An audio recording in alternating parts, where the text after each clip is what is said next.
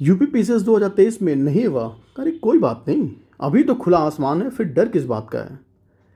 R O है, बाकी और भी बहुत सारे एग्ज़ाम के लिस्ट है, उसको मैं अभी आपको वीडियो के अंत में या फिर बीच में ज़रूर बताऊंगा, ताकि आप डीमोटिवेट ना हो या फिर किसी प्रकार से निराशा नहीं आनी चाहिए। बहरहाल ये कुछ डेटा देख लेते हैं। तो कैंडिडेट्स जो थे 5,65,499 कैंडिडेट थे, जिसके अंतर्गत अपीयर हुए थे 3,45,022 कैंडिडेट अपीयर हुए थे। और मेंस के लिए कितने बच्चे घोषित किया गया, मतलब सफल घोषित किया गया 4047 कैंडिडेट्स को इसके लिए सफल घोषित किया गया। तो आप ये डेटा देख सकते हैं। तो यूपी पीसीएस का प्री होना, it's not a cup of T, और ये बहुत ही टेढ़ी खीर है यूपी पीसीएस का प्री करना। देखिए इस बार जो पैटर्न था, और पैटर्न के साथ साथ जो नंबर ऑफ सीट्स पहले तो 173 और फाइनली रिजल्ट आया 254 पे, राइट। और पेपर का पैटर्न देखेंगे, और कंपटीशन जो आजकल दिन प्रतिदिन बढ़ते जा रहा है, क्योंकि इसके प्रति रीज़न, इसके पीछे रीज़न दो है। पहला ये कि नंबर ऑफ़ कैंडिडेट्स ज़्यादा हैं, और इन नंबर ऑफ़ कैंडिडेट जितने हैं उनके पास भी रिसोर्सेज ज़्यादा हैं। रिसोर्सेज ऑनलाइन भी हैं, ऑफलाइन भी हैं, साथ ही उनके कंपेनियन या फिर उसके फ्रेंडशिप भी बहुत ज़्यादा, जिससे वजह से ही वो ग्रुप डिस्कशन या फिर बहुत सारी चीज़ों बहुत ईजिली अवेलेबल पहले होता था। ऐसा मैं अभी की बात नहीं कर रहा, मैं 10 काफ़ी समय के पहले की बात कर रहा हूँ। पहले ऐसा मटेरियल जो है इतना ईजिली अवेलेबल नहीं हुआ करता था, तो कोर कैंडिडेट्स ही इसके लिए अप्लाई करते थे, और सिलेक्शन होना ना होना उन्हीं कैंडिडेट्स में होता था। बहुत आसान हो गया, सारे बच्चे पढ़ रहे हैं, इसकी वजह से मेरिट का जाना, ऊपर जाना भी स्वाभाविक है। तो ऐसा माना जा रहा है इस बार 95+। मैं सारे कैटेगरीज का मतलब मिनिमम बता रहा हूँ, कैटेगरीज को छोड़ के, मतलब ठीक है SC ST का और फिजिकल हैंडीकैप्स का और इनका जो एक्स सर्विसमैन है, इनका थोड़ा हो सकता है वेरिएशन, लेकिन ओवरऑल मानिए 95+ इस बार कट ऑफ गया है, राइट। इसके पहले जो जाता था 92 से कम ही जाता था। इवन अगर ऑफिशियल डेटा हालांकि 2022 का नहीं आया, लेकिन आप ये मान सकते हैं कि 21 से पहले तक 90 से कम ही जाया करता था, ठीक है। तो इस बार 95+ जाना कोई आश्चर्य की बात तो नहीं है, ये मेरा मानना है, ठीक है। अब आई कुछ देखिए, इसमें कोई डाउट नहीं है कि ये इस प्रकार का रिज़ल्ट आना निराशाजनक तो है, और धीरे धीरे मेरिट का भी बढ़ना निराशाजनक है। इसके पीछे निराशा का 2 स्तर देखा जा सकता है। पहला ये है कि इतनी बड़ी आबादी के लिए 173 पदों के सापेक्ष अगर आप रिक्तियाँ निकालते हैं या भी विज्ञापन निकालते हैं, तो कुल मिला के नाइंसाफ़ी ही है। वजह ये है कि 173 जो कैंडिडेट्स हैं, या मतलब कैंडिडेट्स जिसको ये लोग सेलेक्ट करेंगे, इसमें भी आप देखेंगे फाइनल रिज़ल्ट 173 तो ऑफिशियल था, अभी जो है 254 मतलब इसके लिए रिज़ल्ट है। देखेंगे 254 में आप फाइनल रिज़ल्ट आते आते इसमें कम से कम 10 से 12 कैंडिडेट्स को ऐसे बोल देंगे कि they are not eligible for this post, और मतलब ये अभ्यर्थी जो है ये एलिजिबिलिटी क्राइटेरिया फुलफिल नहीं कर पाया, इसलिए इतनी रिक्तियों को छोड़ दिया जाता है। देखिए ये हो गया यूपी पीसीएस। अब हम थोड़ा पीछे आते हैं। पीछे आने का मतलब ये है कि पहले 4-5 साल पहले तक जो है क्या होता था, 3 वैकेंसी तो एकदम हर साल आती थी, RO को अगर छोड़ दें तो यूपी पीसीएस जिसके अंतर्गत 400 से 500 सीट हुआ करती थी, ठीक है। मैं बता रहा हूँ निराशा का रीज़न क्या है। निराशा होनी चाहिए, मतलब आप अपने से नहीं, लेकिन जो सिस्टम है उसकी वजह से थोड़ी निराशा ज़रूर आती है। यूपी पीसीएस में 400 से 500 सीट्स आया करती थी पहले। इसके साथ ही हुआ करता था यूपी पीसीएस लोअर, जिसके अंतर्गत 800 से 900, मतलब एवरेज है। एक बार तो 1500 आई थी, उसके बाद 1200 आया था, तो मैं एवरेज बता रहा हूँ, यानी मिनिमम बता रहा हूँ। इसके अलावा RO ARO नहीं रेगुलर, तब भी 1-2 साल पे तो ज़रूर आ जाता था। देखिए 16 आया, 17 आया, 17 के बाद कोई आया, 21 आया, 4 साल गैप हो गया। तो मेरा इसमें भी कम से कम 250 से 400 तो होते थे अक्सर, ठीक है। तो मेरा कहना ये है ना कि देखिए, एक तो नंबर ऑफ़ कैंडिडेट्स बढ़े हैं, नंबर ऑफ पोस्ट कम हुई है, कम्पिटेटिवनेस की भावना भी बढ़ी है। तो इस वजह से जो है, हाँ अब देख लीजिए, पहले अभी 254 रिक्तियाँ आई, अगर मैं इसको जोड़ लूँ मिनिमम करके 500, इसको 800 जोड़ लो, इसे जोड़ लेते हैं 300, राइट, 8 × 13 1600। देखिए अभी देखिए 8 गुना जो है, 8 गुना एग्ज़ाम मतलब ये कम हुआ है, मतलब सीट्स, नंबर ऑफ सीट्स। अब कोई बोल देगा कि ये लोअर वाली तो यूपी ट्रिपल एस कराई थी, देख लो कितनी ट्रिपल एस एग्ज़ाम कराए, कितने फाइनल हुए, एक बार फाइनल हुआ था।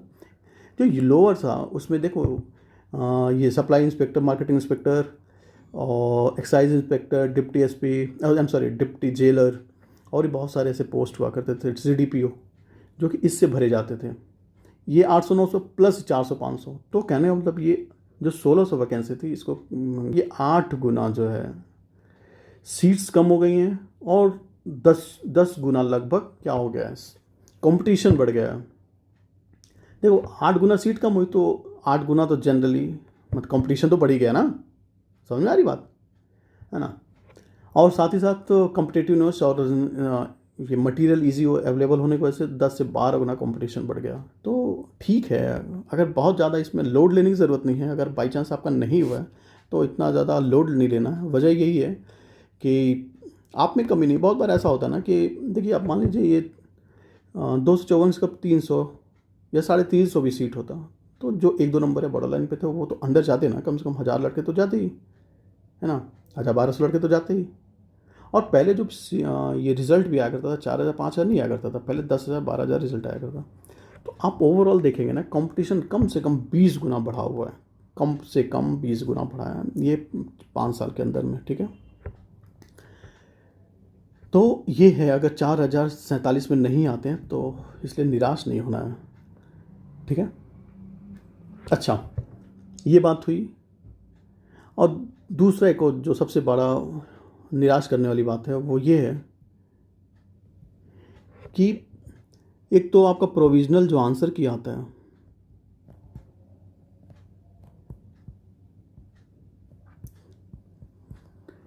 और फाइनल आंसर की, इन दोनों में एम्बिग्यूटी ज़्यादा है, बहुत लंबा एम्बिग्यूटी है, 10 क्वेश्चंस की ambiguity. Ambiguity in the sense का, इन द सेंस ये है कि प्रोविजनल में आंसर कुछ और होते हैं और फाइनल आंसर कुछ और बदल जाते हैं, यानी बदल दिए जाते हैं, फिर ठीक है, मतलब जो भी एप्लीकेंट के कंप्लेंट हैं उसके हिसाब से जो है आंसर्स बदल भी दिए जाते हैं, और कुछ आंसर्स जिस पे ज़्यादा डिस्प्यूट होता है डिलीट भी कर दिए जाते हैं। तो इस बार माना जा रहा है टोटल नंबर ऑफ क्वेश्चन जो 10 थे, जिसके अंतर्गत कुछ आंसर भी बदले गए, कुछ ये डिलीट भी किए गए। इसके वजह से बहुत सारे अभ्यर्थी ऐसे हैं जो कि 92 प्लस थे, है ना, और कुछ 95 प्लस भी थे, ठीक है। इनका 1 2 कैंडिडेट ऐसे हुए हैं जिनका नहीं हुआ है, नॉट सिलेक्टेड। देखिए वजह ये है ना कि जो 10 क्वेश्चन का हेर फेर हुआ है, इसकी वजह से संभव है कि इनका 92 आ गया हो। ये 92 जो प्रोविजनल आंसर किसे था, फाइनल आंसर की संभवता किसका 96 हो गया, राइट। तो ये अंदर और ये बाहर, और इसको ये नहीं पता कि मेरा क्यों नहीं, और इसको ये नहीं, ये इसको ये पता है कि मैंने तो बहुत अच्छा किया, 2 3 क्वेश्चन हो गए। तो दोनों देखिए, डाउट तो इसमें है नहीं कि ये कैंडिडेट इससे कम अच्छा है, यानी ये कैंडिडेट अच्छा है लेकिन इसका हुआ नहीं है उसका। तो बहुत बार ऐसा होता है कि अच्छे कैंडिडेट भी जो है सेलेक्ट नहीं हो पाते, और जो उससे थोड़ा कम अच्छा है वो सेलेक्ट हो जाता है, क्योंकि इस एम्बिग्यूटी की वजह से, राइट है। ओके, तो ये 2 बड़ा रीज़न है जो कि हमें निराश करता है, ठीक है। तो ये हुई बात। बावजूद इसके अगर आपको लगता है ऐसा, देखिए कुछ बहुत सारे शो अपने आप को बहुत सुघोषित वो हैं जानकार या फिर बहुत होशियार समझते हैं, उन्होंने बिना आकलन किए, बिना कैंडिडेट्स को जाने समझे, नंबर ऑफ सीट्स को एनालाइज किए और नेचर ऑफ पेपर को एनालाइज किए बिना, ये लोग अपने मन से 89 92 या फिर 90 प्लस इस प्रकार का डेटा देते हैं, जिससे कि एक हताशा होती है और निराशा भी उत्पन्न होता है कैंडिडेट्स में। मेरा मानना है कि पहले आप अच्छे से एनालाइज कर लो और देखो, कंपटीशन हमने बताया ना किस हिसाब से 10 12 इससे 15 गुना तो बढ़ ही गया है, और नो डाउट डिज़र्विंग कैंडिडेट्स भी हैं, और दिन प्रतिदिन डिज़र्विंग कैंडिडेट्स बढ़ते ही जा रहे हैं।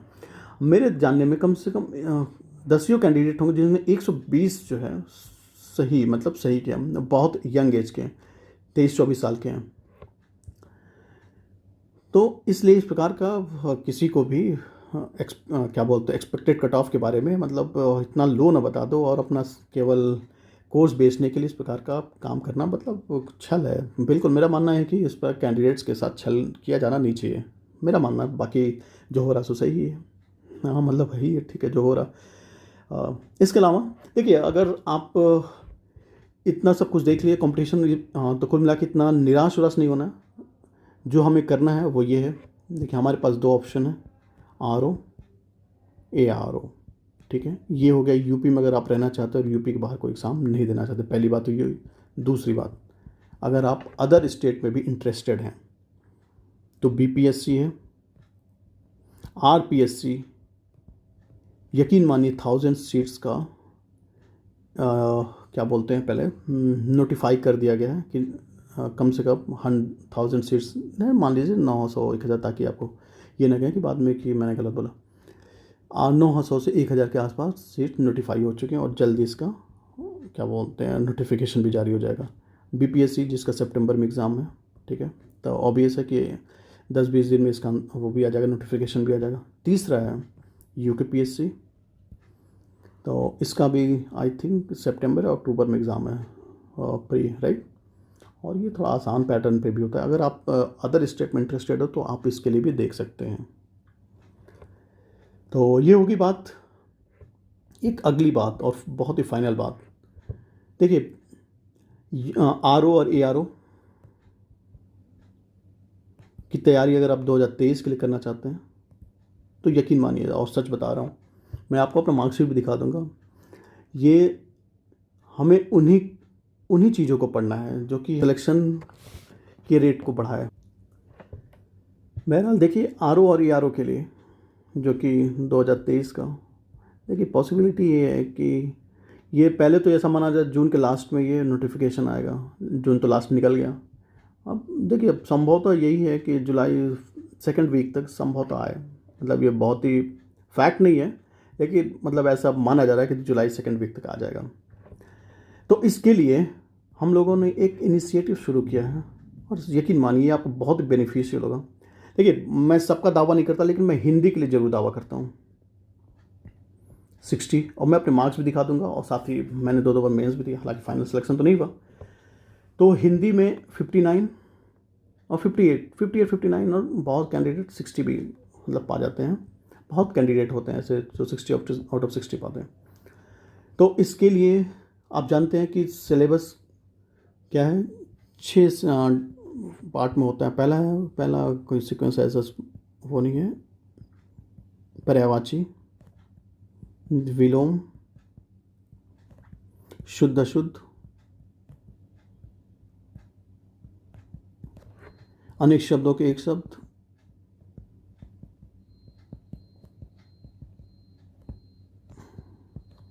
और तद्भव तत्सम,